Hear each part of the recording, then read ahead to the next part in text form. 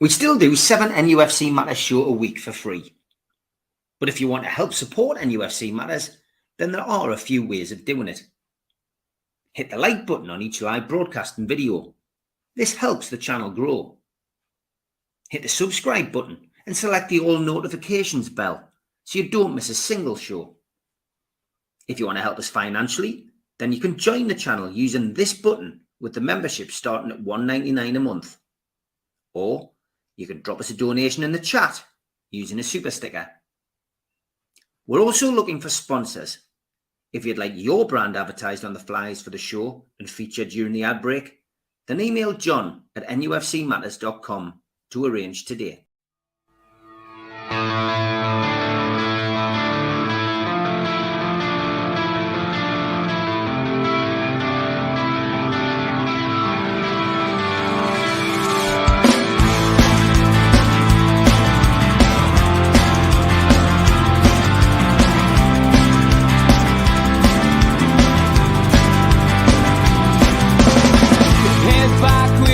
Attack. It feels like I've been talking to myself again, but it's the only way you're ever gonna learn. You look back and it's all in the past. I'm dwelling on the thoughts I cannot say to you. If I don't say the words, then maybe it's not true. And it feels alright when they come and say to you,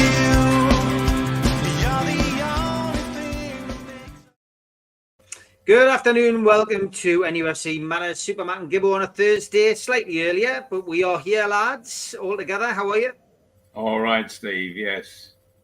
Yeah. Just recovering from last night. Does the evening show take you past your bedtime, Steve? It does, yeah. I need my beauty sleep, lads, as you can tell. Plenty to talk about, yeah, and let's get straight into it. Malcolm John's already mentioned it, getting over last night. He said... disappointing that last night, especially after the Spurs game. It almost felt like the 10, 11 days that we had off didn't work in our favour. It certainly didn't, no. Give credit to Crystal Palace. I thought they were exceedingly lively. They've now won 3 games on the bounce, where prior to that, their form has been very, very patchy indeed. But it seems that they're just getting it all together, and who knows, they may be a force next season, because they did look strong last night. But Newcastle, oh my word, at the back, I thought we looked absolutely appalling at times, and it was one of those defensive performances that, as a centre forward, you think, oh, I just want to get in the middle of that, and I think their big fella did, and of course he finished up getting a couple of goals, and then at the other end, Palace seemed really organised in their back line, and we never got a shot at goal. I cannot remember their keeper having to make a save all evening. Yeah, is that right, John? Yeah, absolutely. I mean, I was so disappointed. So much went wrong. We went in the game, we got 10 points out of 12. I always keep saying, look, the old Joe Harvey line, let them worry about us, not us worry about them. We are on the roll, we're doing this, we're doing that, we're doing the other. But and there's a famous phrase in football, it's not just about losing, but how you lose. And we lost we were tepid, we were timid. I thought our attitude was questionable. And it's not often you've said that about Newcastle, that the attitude was questionable. But if you were dropped in from outer space and were told one team had something to play for and the other didn't, you would think Crystal Palace were the team that were playing for Europe, and we were the mid-table team that weren't going to go down and weren't going to get into Europe. So we had nothing to play for. I mean, we had everything to play for. They had nothing to play for bar pride, but they played for their pride. We just didn't get out the blocks. I mean, it's got to be said that for me, Eddie Howe rightfully got praised for terrific and innovative tactics against Spurs when he went man for man at the back and he played Kraft in his three central defenders, and he played Murphy as a wing back free, etc., etc. That was terrific against Spurs, who played a very high line, knocked the ball in behind him, loads of grass, our front three, quick as it's possible to be, onto it and causing mayhem. He decided to stick with that.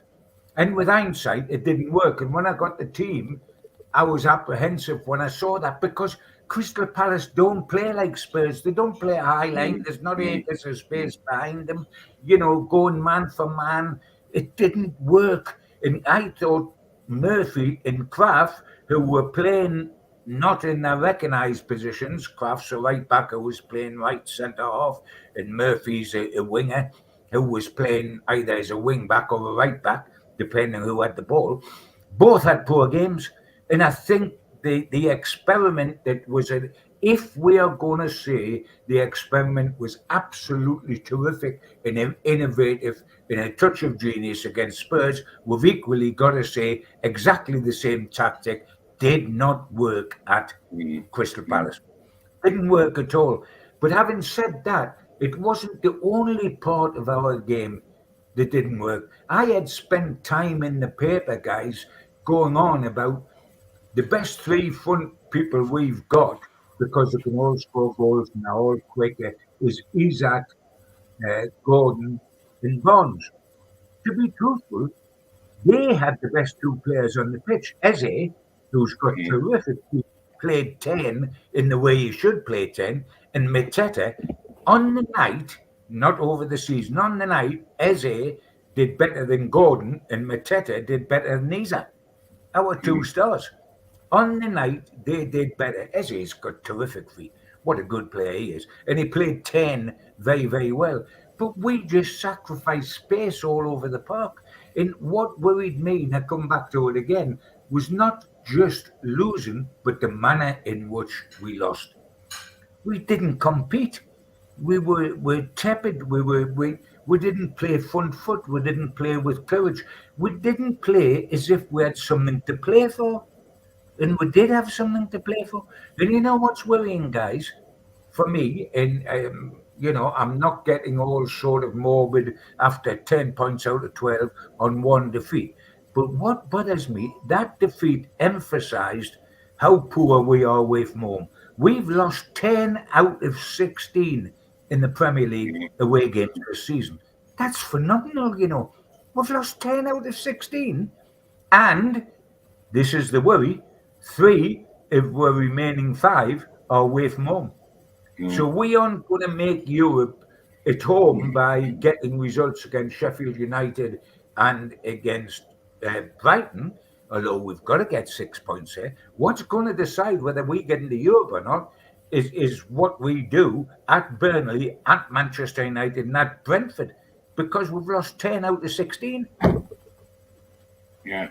Yeah, very disappointing. It has to be said. And, it's football, though.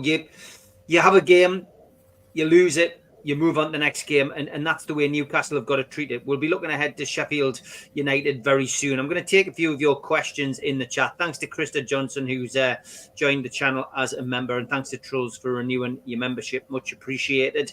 Sean Longstaff, getting a bit of stick, Malcolm. You've got to know the Longstaffs well with your North Shields connections. But yeah, Stephen Kennedy says, is it just me, or does Sean Longstaff go down easily 5 or 6 times a game? Needs to show some strength, stay on his feet, or does he lack confidence in his own ability? We know he's been playing with an injury, Mal. Should have had a penalty last night. It could be claimed. VAR, controversial decision again.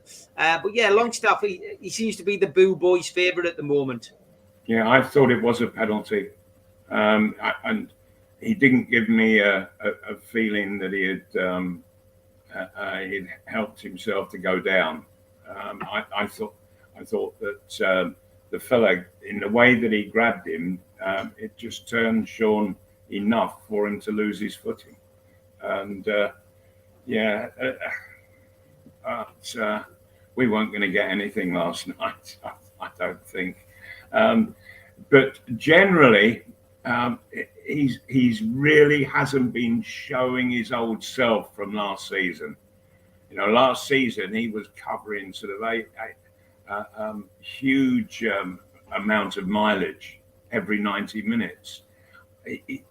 He's not quite doing that same mileage, but and he's not getting.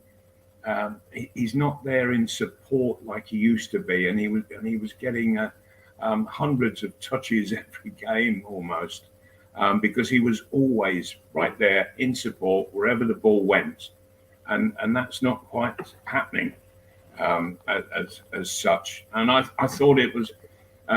I thought Bruno did well, but I thought generally the midfield that they really weren't getting a grip on the game last night.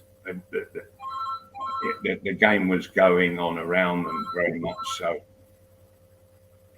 What was your thoughts on the penalty shout, John?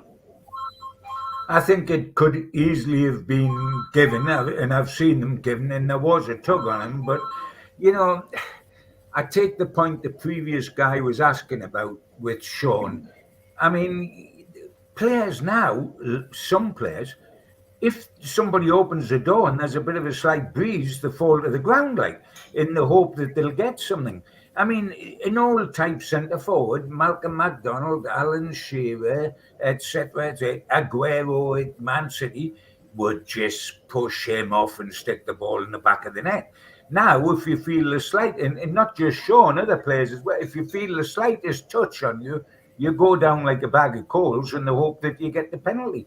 And I think it could have been a penalty quite easily, but I don't want to hide behind the fact that we didn't get a penalty, because we deserved what we got last night, which is nothing. We deserve to lose. And you know, it would be a ready-made excuse for us to be able to say, oh, well, if the referee gave us a penalty, it would have been a different game. We would have come away with the result. That would be hiding from a lot of facts, which, you know, we didn't like. The biggest thing with me, I looked at the Spurs game, guys, and I honestly thought to myself, there's not one player on this pitch I could say had a bad game for Newcastle United against Spurs. And I felt last night there wasn't one player on the pitch I could say was outstanding for Newcastle United. No. They were all below par, but some were more below par than others. But I didn't think we had a weakness against Spurs. I didn't think we had a star last night. I thought we were very, very, very poor. And if I was Eddie, I would be worried about, you know, I don't think the answer is going out onto the pitch and tactically or whatever. With hindsight, the tactics weren't right last night, but that isn't the problem. The main problem's in between the ears. The main problem is sitting them down and saying, do you want this? Do you want to be in Europe next season? Because produce another performance like last night. We've got 5 games left. Produce one more performance like last night, we lose it, and then we don't go into Europe. There's no question about that. And we're not playing good sides. We're not playing any great side we want to be scared of in the next 5 games. So it's still there for us. We can still get above Man U because they're so awful. I mean, dear me, they've capitulated in the last 2 games and got away with it. I mean, they let 3 goals in 20 minutes against Coventry in the Championship, and then they allowed Sheffield United, the worst side in the Premier League, to lead 1-0 and 2-1 at their place. I mean, dear, we talk about our Bruno, how much the fans love Bruno. Their Bruno Fernandes, without him, they would be in a relegation fight. I mean, he looks as if he's like a well-smacked bum. But I tell you what, he pulls them up by the bootlaces time and time again, and they only won last night because of their Bruno. If we like our Bruno, their fans must like their Bruno. But they're takeable, and we can catch them. They've got another relatively so-called easy game home to Burnley when we are at home to Sheffield United. But after that, they've got a few difficult games, and the killer game will be when we go to Old Trafford. If we overtake them, we've got to win at Old Trafford. And I come back to the fact that Eddie's problem, I think, is not tactically to tweak him or to say, let's get tighter in defence and all that sort of thing. He's got to sit them. For me, the best work Eddie will do between the final whistle last night and the first whistle on Saturday afternoon is what he does in the dressing room with them all sitting round, him standing in the middle and telling them what the score is and reminding them what they can do and saying, do you really want it or do you not want it? Do you care or if you don't care? And anybody that doesn't care or thinks we can't do it, stick your hand up in the air because I want to know and you'll not be here next season. Because we have got it. It is mental as much as it's physical. I was alarmed by how tepid we were last night. I mean, you know the famous phrase, Malcolm, that everybody used to say, it's an end of season game. Well, for us, it looked like an end of season game. Not for them. Yeah. But for us, it did, Malcolm. It looked like an end of season game for us.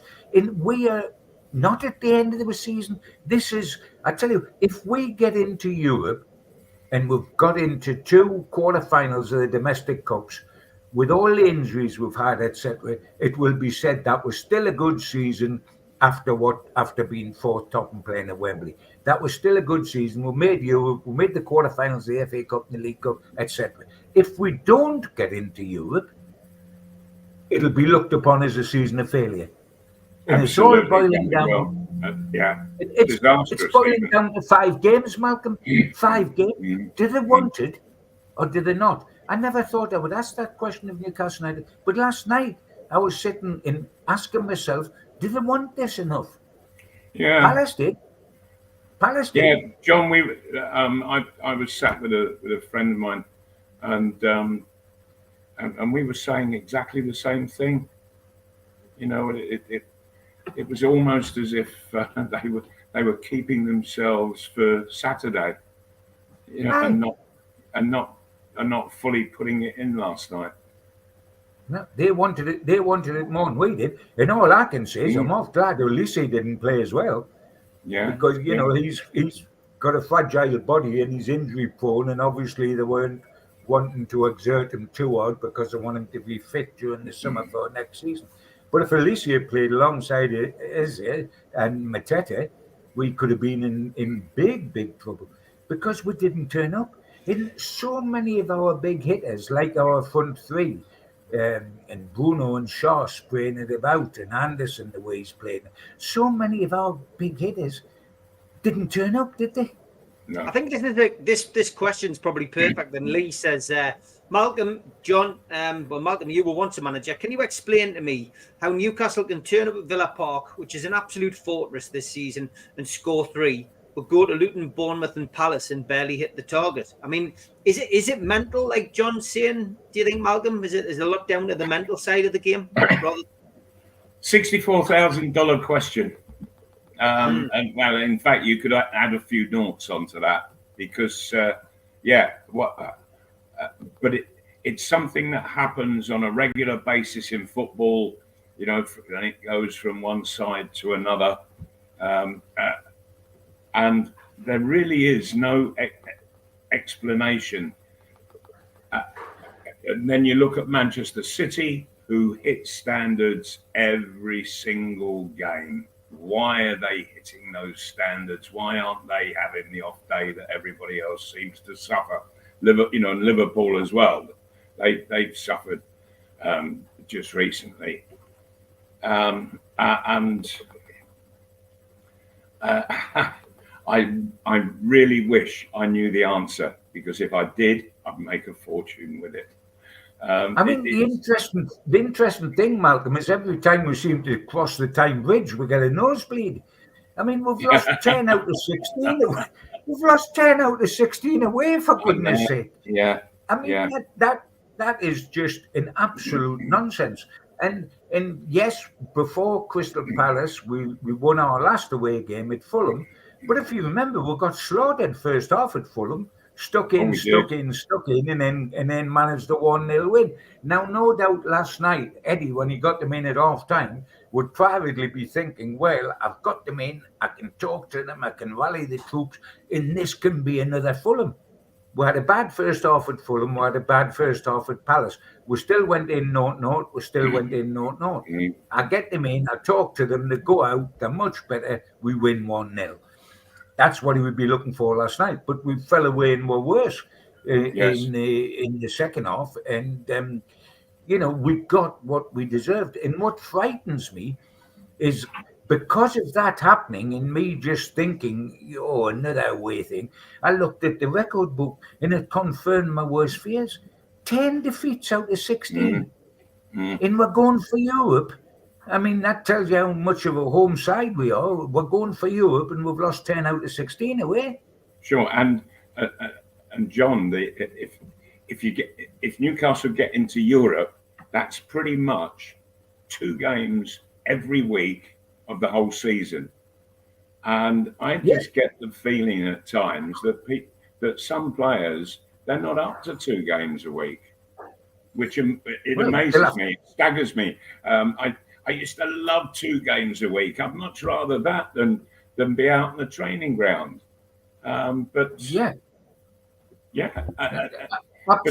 But they're not giving me that impression these days sometimes. Bear with us, lads. I've got to go to the door. I've got a parcel being collected. So talk amongst yourselves. Don't panic, John. I'm not going away for long. Well, at least we can call you all sorts. He's giving us it. But I mean, I look at it and of course it's worrying. And why it's worrying, all those defeats on the road, is that 3 of the remaining 5 games are away to Burnley, away to Man U, and away to Brentford. Now, we've got to do better than all those defeats because they are the 3 games that, Malcolm, for me, that'll decide Europe.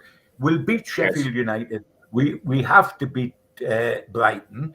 But yes, at home with 50,000, the way we played against Spurs, etc., we can win those 2 home games. But that won't get into Europe unless we pick up some points from those 3 away games. Yeah. And really, because of what happened last night, and bearing in mind we could draw a couple, really, Malcolm, we've got to be unbeaten in those 5 games left. We've got to be unbeaten. Yes. John, I would agree with you. And I think out of those 5 games, that's 15 points. That's at stake, and I think that we have to come out of it with a minimum of 12. Yes, and that is winning 4 of those 5 games. Yes, and we've got to make certain that if we're wanting to be 6th, and I know we can perhaps get in the Conference League from 7, but we would prefer to be 6 and a bit better than that. Then we've got to get a result of Man U. That's important as well. I mean, it's important that we go. And the way they're playing. I think don't get beat at Man United has got to be. We can't give them the 3 points, so it would be out of sight. And the way they're playing, they're awful. They really are awful. But what I've also said, Malcolm, to be truthful, is that if you have an absolutely diabolical display like last night, if you do a belly flop off the high dive board as we did last night, what do you need to get you going again? You need to play Sheffield United. That's the one thing that is consolation to me, because they abuse the privilege of being awful. So, I mean, if you don't beat Sheffield United, then you're definitely not in Europe. Sure. And one thing that I really do not want to see, and that is a sort of bit of apathy where, we beat them 8 earlier in the season. We only have to show up to win the game, and that's not the case because time and again I've seen. Steve's going up and down there like Newcastle United in the Premier League table. I mean, we've talked about our yo-yo club. He's a yo-yo there. He's been up and down and round about. And you've got your parcel, Steve, obviously. I was getting rid of a parcel, but I mean, it's a bit of a boring story for those people watching. But if you're sending a parcel from home, it's difficult to check the weight. And I sent a parcel a couple of days ago and it was overweight. So they brought it back. So now I've had to separate the parcel that I was posting. So now I've had to separate it into two different parcels. So anyway, yeah, and of course... You're not... you weren't parceling off 3 points to Eddie Howe there, were you? No, and I wasn't posting Sean, and I wasn't posting Sean Longstaff anywhere before. There you see Mark Byers. I knew we would come in with it. I hope that's Sean Longstaff at Steve's door collecting a parcel containing a book on how to stay on your feet in a football match. Dear me, see, he's getting in the neck, poor Sean. But yeah, listen. I mean, I heard you talking about Sheffield United there. Let's talk about Sheffield United, lads. And I heard what you said there, Malcolm, about Newcastle going down there and winning 8-0. But Sheffield United are relegated now. And I tell you what I saw last night from the highlights was a team who's just giving it a go. This is what happens. Remember when Newcastle got relegated, Malcolm, and they beat Spurs 5-1 at home with 10 men? That's right. I always remember back when I was a lad, and I used to go and support Fulham. And there used to be 2 games over Christmas. And on Christmas morning, I went to Craven Cottage and I saw Fulham beat Ipswich 10-1. and on the Boxing Day, they were playing the reverse fixture. So Fulham were over at Ipswich. And they got beat 4-2. Wow. And I thought, but having won 10-1, how on earth do they suddenly lose 4-2 against the same side? And I couldn't get it worked out in my head at all. But of course, these things that they happen. But I just wonder whether, having had that big result, you go with a lot of complacency, thinking it's going to be that easy. Hey, don't take away the last plank I'm standing on here, Malcolm, because don't pull that out from under my feet. I mean, the thing that makes me happy is the next match. And sure. I'll tell you what, you can't. No team could be complacent after the way they played last night. But can I just make this point here? Before we get all twitchy, because us Geordies do that, you know, we're marching on Europe one day and we're in the depths of despair the next. Let me tell you about Sheffield United. The bottom of the league. They've won 3 games out of 34 this season. They've conceded the most goals in the Premier League this season. 92, which is worse than Derby County, who had the previous record, and they've still got 4 games to play. They've scored the least goals, 33, including the 2 that were gifted last night by Manchester United's red-faced Devils. So they've won 3 out of 34, the bottom of the table. They've let in the most goals. They've scored the least goals. They've been relegated all season. They've let in 4s, 5s and 6s all season. We went down there and scored 8, and we're hopeless away from home, by the way. We've lost 10 out of 16 away from home, but we won 8-0 there. This team is awful. It is one of the worst Premier League sides ever. One of the worst was that Derby County side that let in all the goals. Yes. By the way, they got a 1-0 and 2-1 lead given to them at Old Trafford. And what happened by the end of the game? They'd still let in 4 against a hopeless Manchester United side who's supposed to be going to get their manager the sack. So that's how good Sheffield United are. I mean, honest to goodness, if we don't beat Sheffield United comfortably at home, then I'm not going to watch the last 4 games of the season because it'll be pointless. They are awful. The only bit of luck we've got is that they are next up. Because if ever you've got a chance of reversing what happened last time. And by the way, when we beat them comfortably, that doesn't mean that everything's okay again and we're back in Europe and this, that, and the other, because this is the free hit.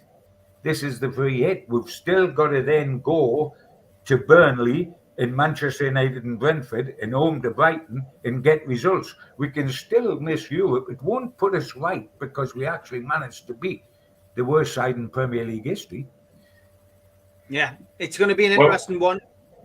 Yeah, Go on, Matt. after last night, perhaps that's given Eddie Howe the perfect opportunity to get in the dressing room and read the riot act. Yeah. And let's see how they respond. And Yeah. because I mean, what I found interesting, Malcolm. Yeah. Sorry, John. What I found interesting is Eddie's straight batting pad, isn't he? Eddie's very diplomatic. He's straight batting pad. Yeah, he doesn't give much away, etc., etc. But he talked after the game last night. He mentioned the word attitude. He questioned Newcastle's attitude, and he says he was bamboozled. He couldn't answer what went wrong with him. This is as critical as I've heard Eddie to be in public. Yes. I mean, might well be in private, but in public, for the first time, he actually questioned his own players. So and that's not his style. So that's how disappointed he was. And if he says it in interview, John, then he can go an awful lot stronger than that in the dressing room. Of course you can. Of course you can. Of course you can. And that's what I said.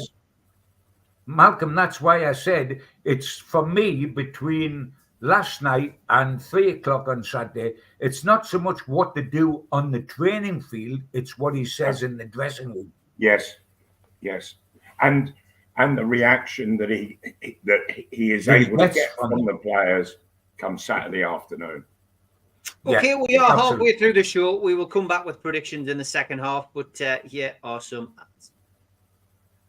A big thanks to all our sponsors, Skips and Bins, telephone 0800 25 45 25 3, email inquiries at skipsandbins.com, website skipsandbins.com, easy contract free and pay-as-you-go waste collection.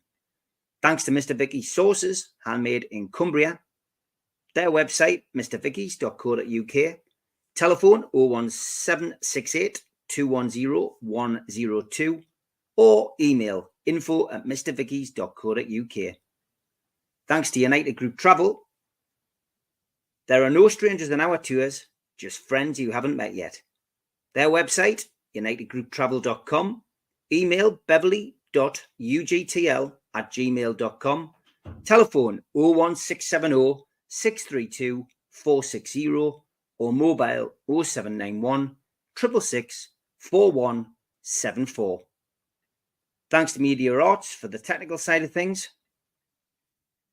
And you can also find us as a podcast on iTunes, Spotify, or other podcast providers. You can subscribe to the channel by hitting the subscribe button underneath this video. Hit the all notifications bell so you don't miss a show. Hit the thumb up to like the channel and click share to your social media. If you want to join the channel, then click join for as little as $1.99 a month. If you want to become a member for a one-off £25 payment, email john@nufcmatters.com or go to membership at the website nufcmatters.com.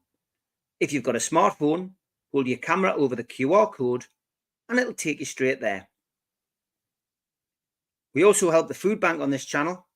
Go to nufcfansfoodbank.co.uk to the matchday bucket and you can leave a virtual donation today.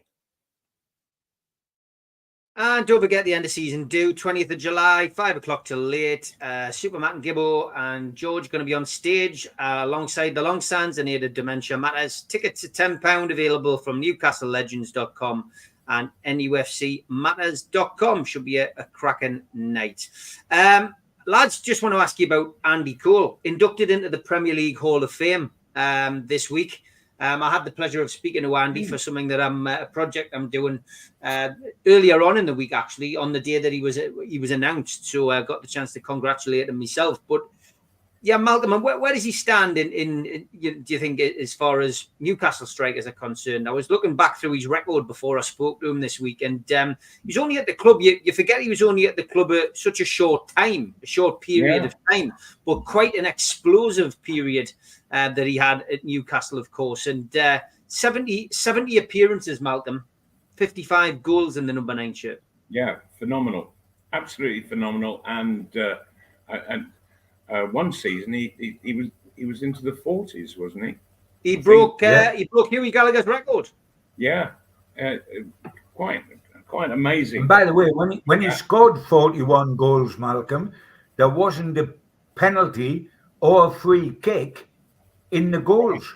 You know how there was no penalties and no free kicks. All from open play then. Yeah. Which is phenomenal. Fantastic. Right? Well, that deserves reward of some kind, without a doubt. And well done him. Well done. I mean, he can come and stand next to me in that Hall of Fame.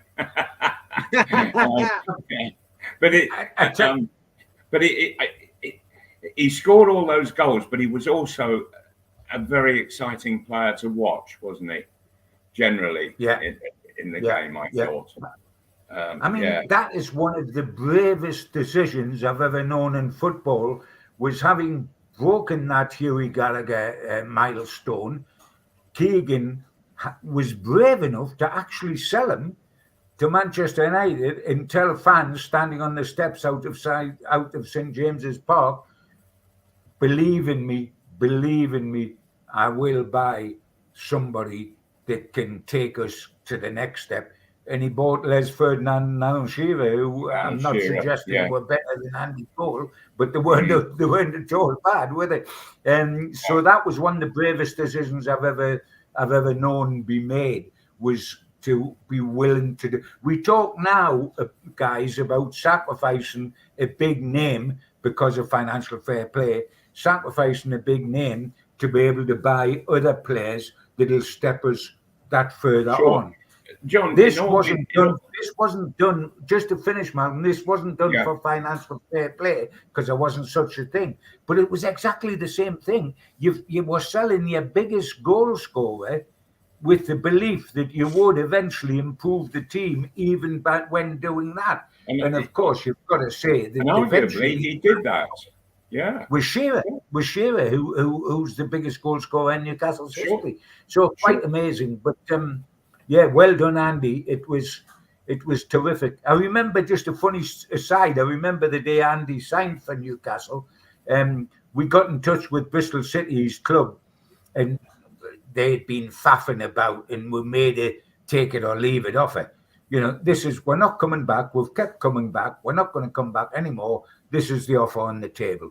Accept it or we go away. And they accepted it, so that they then had to find Andy to tell him that they'd accepted a bid from Newcastle. He had to talk to us. And they went looking for him, and they couldn't. Bristol City did. And they trawled all the way through town. They eventually found his car parked up, but couldn't see him. And they left a note under his windscreen wiper telling him to phone the football club because his transfer was on the go.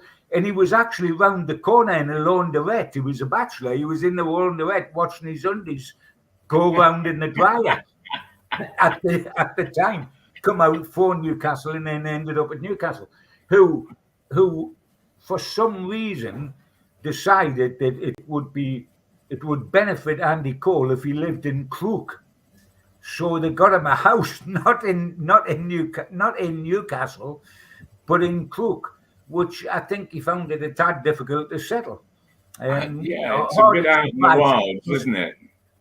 We did the same thing with Joe Willock, where Steve Bruce decided he would go and live under a rock in Northumberland or something to keep him away from nightclubs in Newcastle. And he was so lonely, poor little soul. His form just disappeared. But he's back in the fold now, etc. But funny old stories. But Andy was a lovely man, is still a lovely man, and good for him. I mean, he went on to. He wasn't just a one-season guy at Newcastle. Look what he did for Manchester United in terms of scoring a pile of goals. Yeah, he scored and that's the main reason he's got in the Hall of Fame. Newcastle come into it, but his record at Manchester United was phenomenal. Wasn't it just? Mind what a phenomenal side it was that he joined. Sure. Yeah, and it's one thing in the interview that I did with him this week where he pays respect to the team that he joined. That in his words, the work was already done. Don't forget this guy, though, lads. Now, You see Why do you want to upset people? Chris Woodman, honestly, just check his records out, lads. Check his record out. He's doing. I mean, his record is phenomenal. I mean, Andy Cole scored more than 3 minutes for Newcastle United than he scored in 3 years in the Premier League with Newcastle United. Mind, he scored a lot of goals at St James's Park for Nottingham Forest. He did well. The boy did well. Stephen Kennedy says, does it worry Mal and John that Howe can't seem to see what's happening in front of him at times? He always reacts too late. Is it a weakness in his armour, or is he pip-headed in his beliefs and his ways? That's an interesting way of putting it, pip-headed. Is he stubborn? Is he stubborn, Mal? Do you think he's a bit stubborn, or does he not? Does sometimes is it difficult to see what's in front of you? I guess I see where Stephen's coming from with it. I guess. Yeah, I think he's just one of those sort of deep thinkers that mulls it over an awful lot, and then comes to a decision, and from there, if the decision is to make a change, then he'll make the change. But he doesn't rush into things. I don't think I've ever seen him or witnessed him at all rushing into things. He gives it a great deal of thought in all that he does, and perhaps it's not such a bad thing that he does that. I think the players appreciate it. I've not seen him make. I've not seen him. There's one thing that does surprise me about him, and that is that on the sidelines, when a game's in progress, you never see him communicating with anybody on the pitch. All he ever does is just write a little note for half time or full time or whenever, but he's never issuing instructions from the sideline. The only time that he actually takes part in the game is when he makes substitutions, really. I mean, you can tell why players love him, because once he believes in you, his loyalty goes absolutely the whole way. I mean, whether it's Burn at left back, whether it's getting Murphy in the team at right back, right side, wing back, or on the wing. If you become an Eddie Howe player, he will be loyal to you come hell or high water. And that's why players love him. But I think the players let him down last night. I think we talk about Eddie Howe, and we always talk about managers, but those players last night have got to look at themselves, not on whether they've got enough ability or not, but can they look in the mirror and say, I give 110% last night. My attitude was absolutely spot on. Because your attitude ought to be spot on. Your form may not be. You can't play well every game, but you shouldn't be questioned for attitude. I've questioned attitude last night. I'm not talking about individuals because it would be unfair to do that. But you would know, looking at it, it was most of them. I don't think the attitude was great last night. No, and it wasn't. The manager that, because he's been loyal to them, man. I was thinking about. Is that your pacemaker going there, Steve? No, it's not mine. It's not my phone. It's mine. Well, I think John's before. Now we've got Malcolm's. Yeah. No, I was thinking in earlier conversations that we've had today that there was one time when I was playing with Arsenal, and we had 2 or 3 poor games, poor results, and on the Friday team talk prior to the next game on the Saturday, Don Howe has come in, and usually he would talk about the game the following day and the setup, what the side was, and all the tactics, etc. He came in, and I kid you not, for a solid hour, he stood in front of me and bollocked me ripped my game apart. He tore the backside off me. It was absolutely painful for others to watch. I could see them grimacing. And every time I went to say something in response to what he was saying, he'd say, "Shut it, I am speaking." And and shut up I did. And at the end of this hour, he just said, "Right, see you all tomorrow," and walked out the door. And he had never said a word about the game the following day. And I went out, I was absolutely seething because I thought that he could have at least let me have my say. And so we got in there the next day, and Don Howe was in there, and I just ignored him. And I went over and I got myself changed, and off we went out. We were playing West Bromwich Albion, and I was absolutely mad to the point where I was knocking West Bromwich Albion players all over the place. And I finished up, I scored a hat-trick, and we beat them 4-0. And as I was coming off the pitch at the end of the game, Don Howe was stood by one of the dugouts. And I said, "Well, you know where you can stick that? Where the sun don't shine, pal." And I just walked past.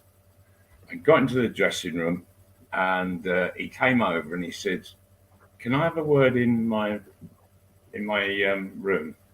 So I went with him, and I thought I was going to get another bollocking for what I'd said to him. And he just said, "You're absolutely right to react like that," he said, "but I got not just the reaction from you out there." He said, "By picking on you," he said, "the support you got from all the players out there today, we were brilliant as a team." He said, "We played brilliantly the whole game. Everybody was in it together." He said, "And so," he said, "I looked yesterday at picking on somebody who could actually take it and respond." He said, "And all the others, they went with you, and they got out there and they really gave it their best today." He said, "So," he said, "it worked. My plan worked perfectly." He said, "And if you expect an apology from me," he said, "you've got no chance. No chance at all." He said, "My plan worked perfectly. And if you don't like it, tough. We got the right result."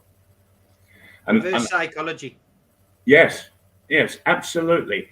And it's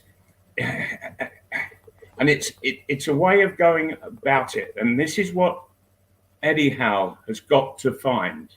Because after a performance like that, like last night, he's got to find the right way of getting everybody G'd up, organised, and really ready for the fight of their lives. And if he does that in half as well as Don Howe was able to do it, I feel sorry for Sheffield Wednesday. Do you agree, John? I feel grateful for Sheffield Wednesday because we need them after. No, Sheffield United. Sorry. Sheffield United. Did I say Wednesday? Sheffield United. Yeah, but I was just going to say, do you agree, John, with what Malcolm's saying there? You know, it's I mean, the original question from the person in the chat was, does Eddie sometimes not see what's in front of him? Because we sometimes are crying out for a change, or take that player off, he's underperforming. Does sometimes, I guess every manager can be blinded sometimes by his own selection. Gibbo. I think that's very true, and of course the buck always stops with the manager, so he's always going to take the criticism. and I know where the guy's coming from and what a lot of supporters say, because if we do make changes, more often than not, they're like for like. We take a wide player off and put a wide player on. Yes. We take a centre forward off now that Wilson's fit again, and we put a centre forward on. So we do like for like. We change a Sure. left back Never a for change of tactics, is there? No, we never shuffle the tactical formation or whatever. And you see, for me, we did the mistake Eddie made, and it's easy for me to say this because it's with hindsight, but when I got the team sheet last night, I actually felt like this. Because it worked against Spurs didn't mean the same back four or the same defensive setup, 3 centre-halves and a floating Jacob Murphy, would work again against Crystal Palace, because it's horses for courses. That was perfect for Spurs with the high line, the attacking intent, etc., etc. Palace weren't going to play with that high line. They weren't going to play the same way. Would we have been better to flatten it out and play in the way we normally play? Because Eddie has gone on record as saying he doesn't like 3 centre-halves, but he stuck with it because it worked so beautifully with Spurs. But I don't think Palace or Spurs. I think they're two totally different sides. Totally different. And everything changes. You know, he did it at home against Spurs. This was Palace away from home. And so you. But I mean, as I said, change from one venue to another. And as you said, Malcolm, there when you were talking about psychology and what Don Howe did and that, I mean, I mentioned earlier in this podcast, I think the most important thing this week is what Eddie Howe says every day in the training ground dressing room to the players, much more than what they do out on the training pitch. Because tactically, they ought to know what they're about. And if he says straight away, I'm going to a flat back 4 on Saturday, then you don't have to tell those players how to play in a flat back 4. They've been doing that at Newcastle for 3 seasons now. So they know how. What you've got to do is get inside that head, make certain they're sharp, make certain their appetite's back, make certain they're not sitting back with a cigar out in a deck chair, and make certain they don't think that because it's Sheffield United, they've just got to run out and an hour and a half later run back in and the job's done. But they've got to get it right. It's only a sprint now. It's not even 100-yard sprint, 5 games. Small sprint. We haven't got time. The real time to look in what's gone wrong and what's gone right and why we've lost 10 out of 16 away. No, that's the job for the summer, to put right for next season. And when you think, John, to do that now. What's actually at stake is European competitive football next season. Do you want it, Newcastle United players? Do you want to be playing in Europe? And if they don't, or if their attitude is giving you the feeling or impression that they don't, get them out. And it's a harsh game, and you've got to behave harshly. Yeah, absolutely. It's a difference as well between attracting some players and some players coming to the club and some players not, Mal. Yeah, without a shadow of a doubt, because Wall's saying, whether people want to sign for clubs not in Europe, not just the Champions League, but Wall said, or a lot of people have said to me, Aston Villa are only 4th top because they're not in the Champions League. Wait until they're in the Champions League next season, we'll see how well they go with Champions League football and Premier League. But what we're forgetting is last season, we only had the Premier League to go for in the 2 domestic cups. But Aston Villa have been playing in Europe. They just haven't been playing this season. They haven't been playing the Champions League, but they've been playing in Europe. They've been playing 3 games a week. They've been playing every Thursday because they've been in the European competition this season. So they've adopted to that and done that. All we're asking is to do the same as them next season. To play in the Premier League and play in a European competition that's not the Champions League. Aston Villa have done that this season, and it hasn't stopped them being 4th top. So we've got to look to do the same. And you're quite right.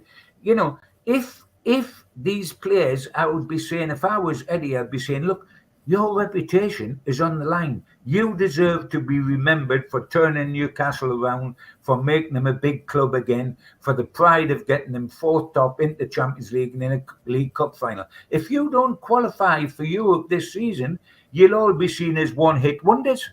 You'll all be seen as, you did it for a season, but you couldn't do it again. You know?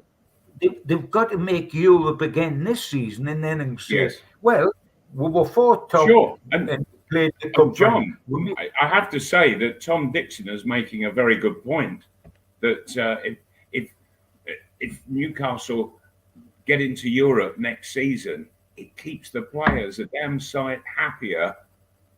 Of course, the good players, if you want to stay. But it's down to them in the first place to really satisfy themselves.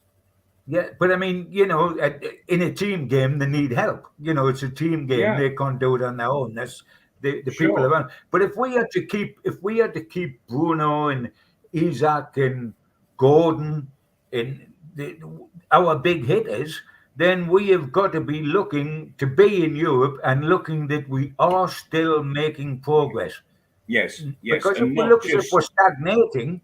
Not only did the players like Bruno, Isaac, and Anthony Gordon, we've got to bring him into it. He's had a fabulous season. Not only do they become a bit depressed, but other clubs think, wait a minute, Newcastle haven't made Europe. Isaac will be sick. Bruno will be sick. Anthony Gordon will be sick. Why don't we have a little dip at them and see if we can get them? And you know, the temptation, we are making a rod for our own back if we don't get into Europe. We have to get into Europe so that we can say this season has been ruined by injuries, but we've still survived, finished in the top 6, made Europe and got in the quarterfinals of the 2 domestic cups. That doesn't sound so bad, does it? But if we don't make anything, it sounds rotten. Yeah.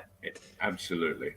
So the next game, Saturday, 3:00 against Sheffield United. John, we've already spoken a little bit about it. How do you see the game going at the weekend, mate? Yeah. Well, I'm very, very grateful to Sheffield United. I love them to death. If they want to sleep in my house on the Friday night, they can, because I'll put them up and then I'll keep them awake all night by playing records. But honestly, I mean, you've got to beat this. For goodness sake, you've got to beat this side. I mean, I used to be in charge of Gateshead, and I would have backed my Gateshead side to beat Sheffield United. I mean, they are officially now, having let in 92 goals, they're the worst Premier League side there's been. They've won 3 out of 34. I mean, you know, we've got to beat Sheffield United. If we don't beat Sheffield United, we'll have to cancel the next 4 games and just say, we've stacked our hand, we've done a Devon lock, we're not going to bother. I can't see we're not beating this lot. I'll reiterate it again. 2 facts. They've let in the most goals and they've scored the least. So we win 4-0. Okay. I am going for a 3-1. I'm going for a 3-1 win at the weekend. What about you, Mal? Okay, I'm going 3-0. I would hope that we keep a clean sheet. I think Sheffield United will be thrilled to bits with Steve, because Steve's given them a goal and they haven't scored many this season. So I think they'll be pleased with Steve. I'm not certain if he's done them a huge favour or insulted us, because we can even let goals in against Sheffield United. I'm not quite certain which way that works, but we've all agreed on a win. And, you know, we've had a bit of fun about how bad Sheffield United are. But the truth of the matter is they are poor Premier League side. Of course they are. Stats like that don't lie. And if we don't beat them, then we don't deserve to be in Europe. I mean, if we don't beat them, we don't deserve to be in the Premier League. But we don't deserve to be in Europe. So everything rests on us. I just think it's a terrific match to come back from. But when we do win 4-0, if we win 4-0, my prediction, I'm not going to next week be talking about everything sweet and light now. We'll go down to Burnley and score 6, and then we'll win our away games with Man U and Brentford, and we're in Europe, etc., etc. This ought to be a routine victory, but it's necessary and it can help morale. And I mean, let's remember, even with that defeat last night, we've taken 10 points out the last 15, including that defeat last night. So if that's not good enough to beat Sheffield United, I don't know what is. Yeah, let's hope it's not a Derby situation. Lots of people pointing out that when Derby went down, they did take a record. The record amount of points that they took that season were against Newcastle. So let's hope it's not a repeat of that. Yeah, embarrassing. Yeah, well, us Geordies like poking ourselves in the eye with a stick, don't we? Well, we're very generous. We're very generous. Indeed. Don't forget you can see John with John Anderson at the Irish Club, 1 o'clock, free entry on Saturday. Look forward to seeing you then. Guys, catch up with you next week. Take care. Have a good weekend. Indeed. Enjoy the game on the weekend. I hope so.